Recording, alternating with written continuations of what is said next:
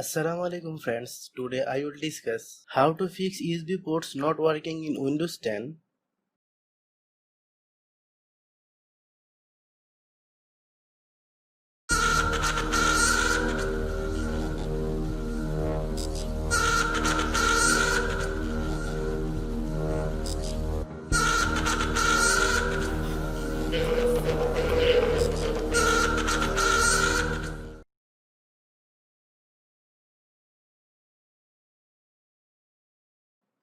Unplug the power supply and charger plug from your laptop.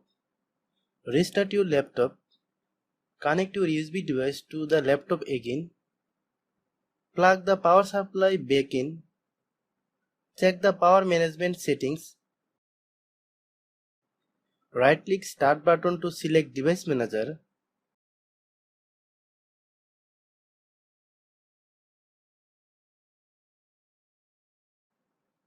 Expand the Universal Serial Bus Controllers. Double click the first USB root hub. Click the Power Management tab. Uncheck the Allow the computer turn on of this device to save power. Click OK.